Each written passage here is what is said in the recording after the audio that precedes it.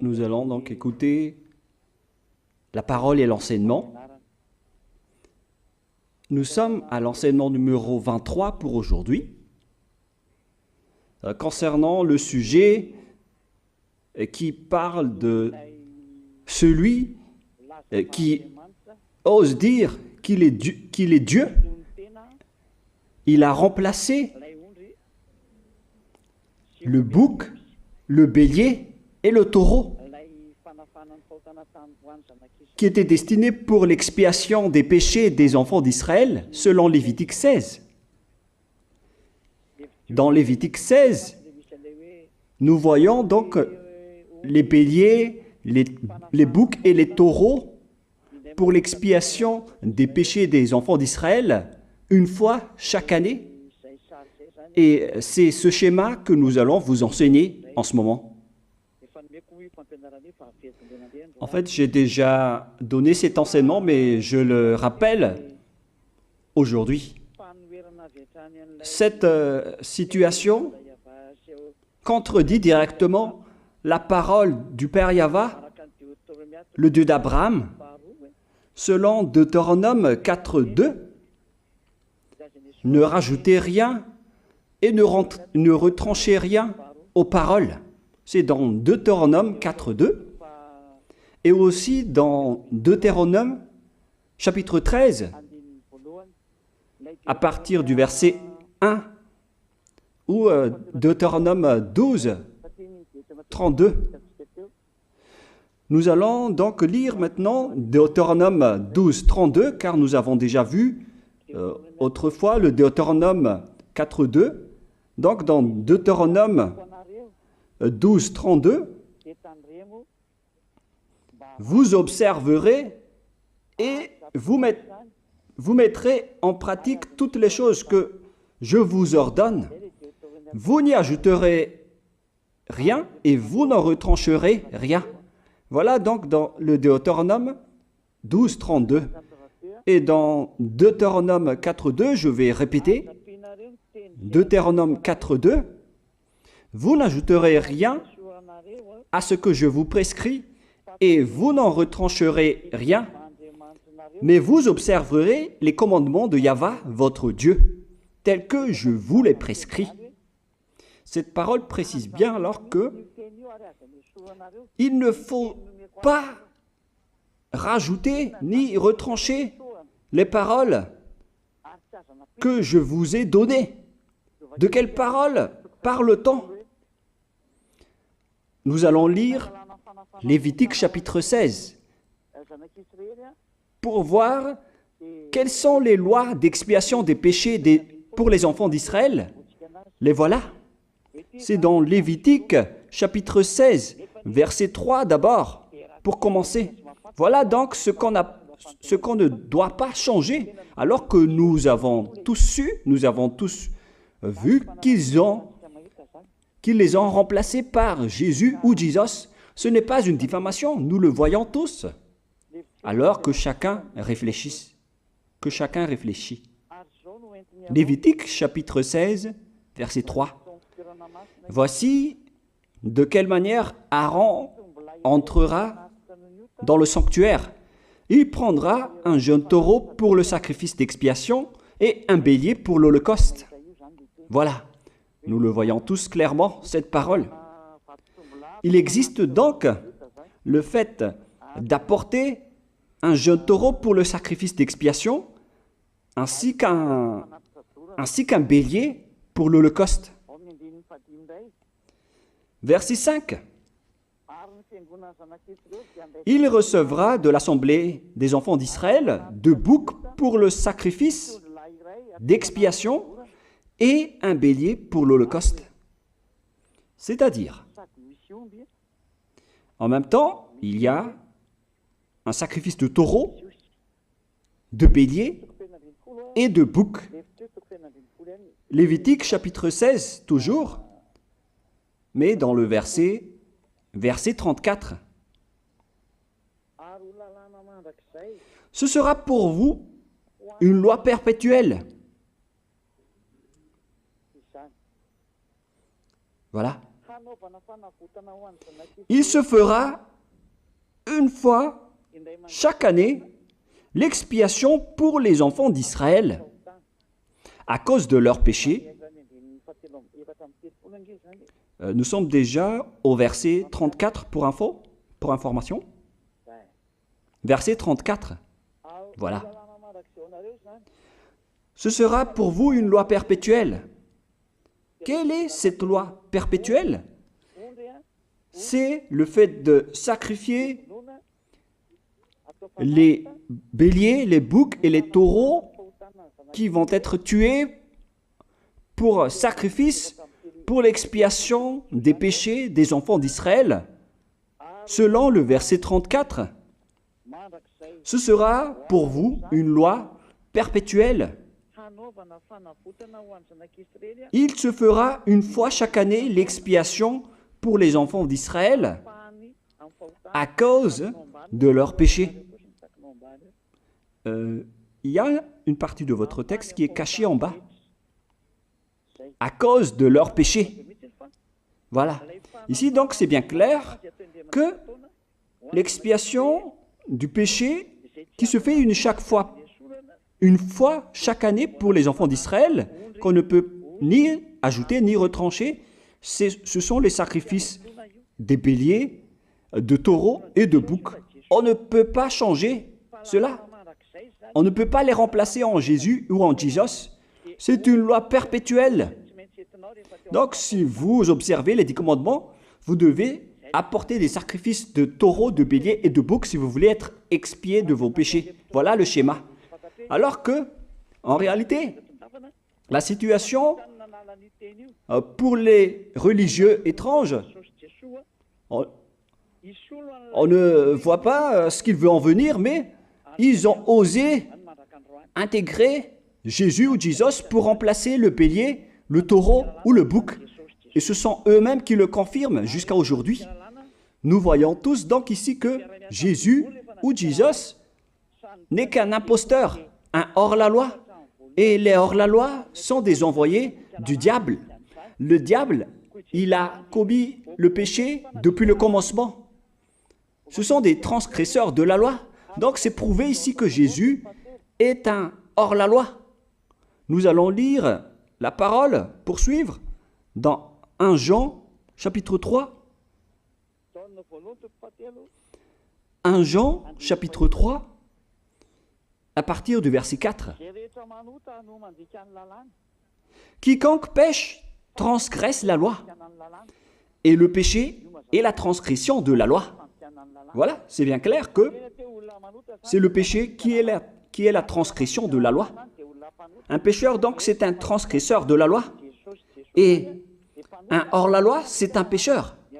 C'est clair alors que Jésus ou Jesus, c'est un hors-la-loi, c'est un transgresseur de la loi. Nous avons tous vu ensemble qu'il a pris la place du bélier et il a siégé, il s'est installé dans ce système. C'est pourquoi toutes les églises observent les 10 commandements et ils servent Jésus ou Jesus. Voici l'enseignement. Alors, regardez bien à travers ce texte et cette écriture que je vous donne en ce moment. Et soyez conscients, ça suffit maintenant d'écouter ces faux dieux, c'est déjà trop. Tant pis pour vous si vous allez encore les écouter. Soyez conscients que ce schéma n'est plus correct. Beaucoup de gens me diffament à cause de ce que je fais en ce moment.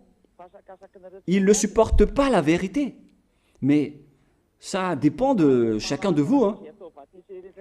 Et moi, je vous avertis, pour vous qui vont être baptisés et qui veulent être baptisés, mais qui entendent les diffamations et les critiques des autres, ne croyez pas en cela. Ce ne sont pas du tout vrai. La parole de Élia est directe. Ce ne sont que des mensonges. L'ôtement du péché, ce sont des personnes qui sont non-pécheurs qui peuvent le faire. Ce n'est pas logique de dire que les fidèles sont ôtés des péchés et le leader est un pécheur. Ce n'est pas du tout écrit dans la Sainte Écriture. Ce qui est écrit dans la Bible, c'est que le bon arbre donne de bons fruits et le mauvais arbre de mauvais fruits. Et le bon arbre ne donne jamais de mauvais fruits et le mauvais arbre ne donne jamais de bons fruits. Ce sont les bons arbres qui donnent des bons fruits et les mauvais arbres qui donnent des mauvais fruits. Et donc, si l'ambassadeur de Yahushua, Zedia Elia, a produit des personnes qui ne pêchent plus, alors il est bon, il est une bonne personne. Il n'a jamais fait aucun mal, même pas le moindre mal. Voilà donc la leçon pour vous, car dans le cadre de ce baptême qui va arriver, il y a beaucoup de diffamation et de critiques. Donc je vous conseille de ne pas écouter cela, car ce n'est pas du tout la vérité. Ils font ça juste pour diffamer et blâmer la bonté de Yahushua, alors ne les suivez pas. Donc là, on voit bien que ce n'est pas de la diffamation. Nous avons tous vu ensemble. Je vous ai donné la parole. On a tous écouté et vu ensemble. On a jugé ensemble. Est-ce que ce Jésus ou Jésus a fait la vérité? Est-ce qu'il a dit la vérité ou pas? Si nous avons vu le livre de Moshé, venant du Dieu d'Abraham, qui a dit « Ne rajoutez pas et ne retranchez pas à ma parole ». Nous avons vu alors que ils ont remplacé par ce Jésus ou Jésus les sacrifices d'expiation du péché, en disant après que c'est ce dernier qui ôte les péchés. Ce n'est pas du tout vrai. Celui qui peut ôter les péchés selon les 10 commandements, c'est le bélier, ou bien le taureau, ainsi que le bouc. Ce sont ces bêtes qui peuvent ôter les péchés. Quelle est alors la raison pour laquelle les religieux sont entrés dans ce mauvais schéma? Car c'est vraiment un schéma qui transgresse la loi. Car ils ont contré bêtement le livre du Lévitique chapitre 16. Ils l'ont contré bêtement, directement. Et après, ils ont remplacé par leur faux Dieu.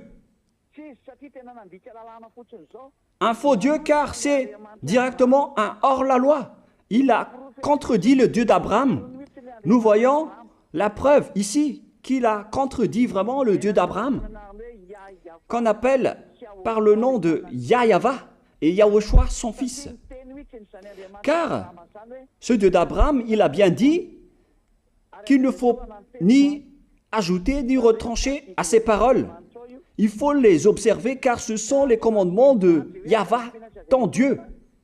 Et ces lois qu'on ne doit pas rajouter ni retrancher veut dire qu'il ne faut pas toucher au Lévitique chapitre 16, car c'est ce livre qui ôte les péchés. Alors que nous voyons tous que personne ne le pratique plus. Si les 10 commandements, si les prêtres et les pasteurs pratiquent bien les 10 commandements, alors ils doivent faire le sacrifice de bélier et de taureau et de bouc pour l'expiation de leurs péchés. Alors que nous voyons tous que personne ne le fait plus.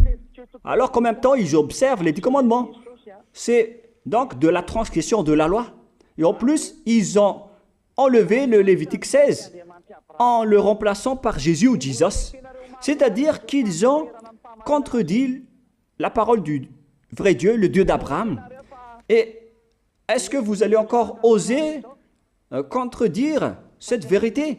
Est-ce que vous allez encore dire que vous êtes dans la vérité, que vous êtes dans la justice? Mais qu'est-ce que vous cherchez? Vous cherchez à prier et à servir le Dieu d'Abraham. Si vous voulez servir le Dieu d'Abraham, vous n'allez pas enlever le Lévitique 16, vous allez restaurer le Lévitique 16. Mais est-ce que vous allez encore oser le faire? Est-ce que vous pouvez encore le faire? La réponse, non. Vous ne pouvez plus le faire. Alors que il s'agit de l'expiation de vos péchés. Et dans ce cas-là, c'est obligatoire de le faire. J'ai expliqué l'essentiel jusque-là et après je vais vous donner la raison pour laquelle ils ont fait cette grande folie en intégrant dans le Lévitique 16, à la place du Lévitique 16, leur faux Dieu. C'est vraiment de la transgression de la loi. Vous n'avez pas servi le Dieu d'Abraham. Il n'aurait pas dû faire ça jusqu'à la fin, car il a dit qu'il ne faut pas ajouter ni retrancher à ses paroles, alors que vous avez osé le contredire et les changer. Nous allons donc voir maintenant dans Psaume chapitre 40, quelle est la raison pour laquelle les prêtres et les religieux ont arrêté le Lévitique 16 en le remplaçant par Jésus ou Jesus pour remplacer les boucs, le bélier et les taureaux. Et je vais vous expliquer la raison. Et eux, ils ne peuvent pas le nier car ils l'ont fait. Et si, par exemple, ils ne connaissent pas, alors il ne faut plus faire du n'importe quoi. Il faut que vous soyez enseigné par Élia, si vous voulez encore sauver votre esprit. Mais si vous ne voulez pas, alors tant pis pour vous et assumez les conséquences. Psaume chapitre 40, versets 6 à 8.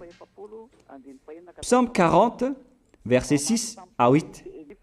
Voilà donc le dégât qu'ils ont subi. Tu ne désires ni sacrifice ni offrande. Tu m'as ouvert les oreilles. Là, ils ont bien entendu et écouté que Dieu ne désire plus leur sacrifice et tout ce qui concerne ce sujet. Tu ne demandes ni holocauste, ni victime expiatoire. Ici donc, on est arrivé au stade où on n'a plus besoin des sacrifices. D'après ce schéma, alors, le Lévitique 16 a été supprimé. Et logiquement, puisque c'est une alliance qui a été détruite, alors on ne peut plus y entrer, car on ne peut pas ajouter ni retrancher aux paroles. Et donc, si on ne peut pas y entrer d'après la parole qui dit qu'on ne peut pas rajouter ni retrancher, si le Dieu d'Abraham a interdit le sacerdoce, alors logiquement, vous ne devez plus y entrer. Sinon, vous allez vous autoproclamer en tant que pécheur à jamais, alors que les pécheurs et les malfaiteurs n'iront jamais au ciel des cieux. C'est clair alors que c'est devenu un sens interdit, les 10 commandements et les lois de Moïse, d'après ce schéma, car c'est la relation avec le Père Yahva qui a été détruite, qui a été supprimée, car il n'y a plus d'expiation de péché pour vous. Alors vous êtes fous si vous allez encore entrer dans ce schéma. C'est pourquoi on a besoin d'une nouvelle alliance, car l'alliance des 10 commandements et les lois de Moïse ne sont plus correctes. C'est devenu supprimé, car on ne peut plus faire le sacerdoce, mais les religieux ainsi que les faux dieux, ils ne se sont pas... ils ont facilité les choses en intégrant leur faux dieu à la place du bélier, du bouc et du taureau. Et voilà, c'est bien clair. Et d'après eux-mêmes, ils ont dit que l'intégration de Jésus ou de Jesus, c'est d'après ce livre des psaumes. Vous voyez que ici, je n'ai pas dit du n'importe quoi, c'est la vérité que j'ai dit. Je n'ai pas incriminé qui que ce soit. C'est vraiment la réalité, la vérité. Alors, ici, on prouve bien que ça a été supprimé, ce n'est plus autorisé. Et c'est encore confirmé dans Ésaïe 66.3 que celui qui fait des sacrifices, c'est comme celui qui fait de l'idolâtrie. Celui qui immole un bœuf est comme celui qui tuerait un homme. Celui qui sacrifie un agneau est comme celui qui romprait la nuque à un chien. C'est vraiment toute une histoire si vous allez faire cela. Celui qui présente une offrande est comme celui qui répandrait le sang d'un porc. Alors qu'à l'époque des 10 commandements, c'était carrément interdit. celui qui brûle de l'encens est comme celui qui adorait des idoles. Ici donc, toutes les sortes de sacrifices ont été bloqués. C'est devenu interdit. C'est pourquoi le faux Dieu est entré dans Lévitique chapitre 16. Alors qu'ils n'ont pas du tout vu de leurs yeux qu'on ne peut pas ajouter ni retrancher aux paroles. Ils n'ont jamais vu et connu ces paroles. Il a fallu attendre l'arrivée de Élia pour vous montrer toute la vérité, pour vous montrer toutes les vraies paroles. Alors, il faut suivre Élia. Suivez Élia. Et c'est ce terme qui dit de suivre Élia que les gens ne supportent pas du tout. Mais qu'est-ce que je vais dire d'autre? Je vais vous dire de suivre qui? Alors que vous êtes tous pécheurs. Est-ce que vous allez suivre les pécheurs pour aller en enfer? Vaut mieux suivre Élia, car ceux qui l'ont suivi ne pêchent plus. C'est quoi le problème? Si c'est de la jalousie, alors vous n'êtes pas du tout sage. Mais si vous êtes sage, vous devrez être content en m'écoutant. Si vous cherchez ce Dieu d'Abraham, vous devez être très content en dansant à la maison en disant « Merci Élia, voilà ce que j'attendais ». Au lieu de dire des colères et de la haine, moi je vous donne de la parole de l'amour pour vous sauver. Alors sachez bien écouter. Et après, ils l'ont continué dans 40, verset 7 maintenant. Alors je dis, voici je viens avec le rouleau du livre écrit pour moi. Verset 8, je veux faire ta volonté, mon Dieu, et ta loi est au fond de mon cœur. Et eux, ils ont pris cette parole en disant que nous avons vu ce terme de rouleau du livre. Et directement, ils ont dit que on doit intégrer dans les 10 commandements le Fils du Très-Haut qui s'appelle Yahushua. Ils l'ont intégré dans les 10 commandements. Pour vous qui sont dans le mauvais sens, vous l'appelez Jésus. Vous avez intégré dans les 10 commandements votre Jésus, mais Yahushua n'entrera jamais là-dedans car c'est vraiment interdit, c'est un tabou. Le sens du rouleau du livre que Yahushua a parlé ici, c'est qu'on parle de son histoire dans le Sefer Torah juif. C'est-à-dire que le Sefer Torah juif a parlé de lui. Nous allons lire la parole à ce sujet. En parlant du rouleau du livre, ce n'est pas qu'il est entré dans le Lévitique 16. Non, c'est un tabou, c'est interdit. Mais il a parlé de son histoire. En parlant du rouleau du livre, nous allons lire la parole concernée à ce sujet. Selon Luc, chapitre 24, verset 44. Luc 24, 44. Puis il leur dit, « C'est là ce que je vous disais lorsque j'étais encore avec vous, qu'il fallait que s'accomplisse tout ce qui est écrit de moi dans la loi de Moshe, dans les prophètes et dans les psaumes. » Toutes les paroles qui parlent de lui dans la loi de Moshe, dans les prophètes et dans les psaumes. C'est ça qu'on parle ici. Mais il n'a jamais dit qu'il va remplacer le Lévitique 16. Au contraire, c'est un tabou, c'est un blasphème devant le Père Yahva, qui a déjà dit qu'il ne faut jamais ajouter ni retrancher ses paroles. Donc, les paroles qui parlent de lui, ce sont les paroles de la nouvelle alliance qu'il va instaurer, qu'il va exécuter. La raison pour laquelle il sera crucifié, c'est qu'il va instaurer la nouvelle alliance en versant son sang. Voilà de 1. Maintenant, nous allons lire le livre de Jean 5, 46. Jean 5, 46.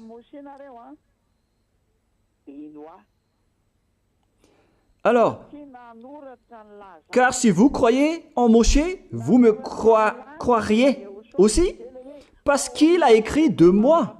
Il a écrit à propos de Yahushua. C'est pourquoi on parle du rouleau de livres qui a écrit pour lui. Et Moshe aussi a participé à son histoire en parlant de lui. Mais ce n'est pas que on a supprimé le Lévitique 16 en remplaçant par le Fils du Très-Haut. Non, ce n'est pas du tout cela. Il y a beaucoup de paroles qui a parlé de lui depuis les lois de Moshe, depuis les prophètes et depuis les psaumes. C'est pour ça qu'on parle du rouleau du livre qui a écrit à propos de lui. Mais ce n'est pas que vous allez supprimer le Lévitique 16 en le remplaçant par le Fils du Très-Haut. C'est vraiment une abomination de votre part. Je vous ai donné maintenant l'explication. Il ne faut pas rajouter ni retrancher aux lois de Moshe. C'est une alliance en bonne forme qu'on ne peut pas toucher ni enlever. C'est dans Galates 3,15. Galates 3,15. Une disposition en bonne forme ne doit pas être changée ou transformée. Les lois de Moshe, c'est une alliance en bonne forme qu'on a versé le sang de Zébu en plus. Donc on ne peut ni retrancher ni rajouter. Le pire alors, c'est que vous qui êtes les fidèles de Jésus, vous l'avez intégré dans les lois de Moshe en remplaçant le Lévitique 16. On parle de votre Jésus ou Jesus.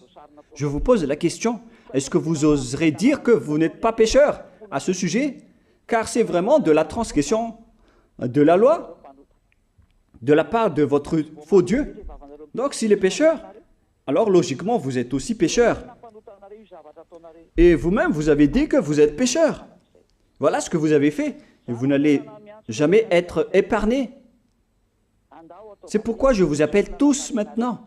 Soyez baptisés et sauvez votre chemin, c'est-à-dire votre esprit.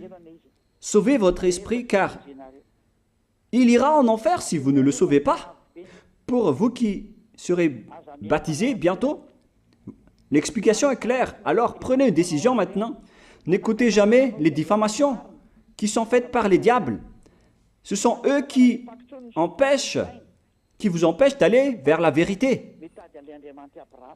Ne soyez plus des poubelles dans votre conscience. N'acceptez plus cela. Il faut écouter l'envoyé du ciel des cieux, c'est-à-dire moi. Voilà l'explication. Vous avez fait du n'importe quoi avec votre faux Dieu. C'est votre faux Dieu qui a péché au commencement. Et logiquement, donc, vous avez tous aussi transgressé la loi avec lui. Et maintenant, vous êtes tous dans le péché. Et vous vous abritez dans la parole qui dit Dieu n'est pas venu pour appeler les justes, mais les pécheurs, pour se repentir. Le problème, c'est que c'est votre Dieu qui est vraiment un pécheur. Voilà le schéma qui prouve qu'il est pécheur. Donc, je vous souhaite à tous d'être bénis par Yahushua. Prions ensemble. Merci infiniment, Père Yahva, pour cette parole. Une parole qui conscientise les gens pour se retourner vers toi et pour faire rester fermes tous les enfants du Très-Haut, les personnes que tu as déjà choisies, pour qu'ils restent bien fermes dans le service, et pour ceux qui sont encore à l'extérieur, qu'ils courent vers Elia, car Elia et toi, Yahushua, vous êtes uniques. Merci infiniment, Père Yahva.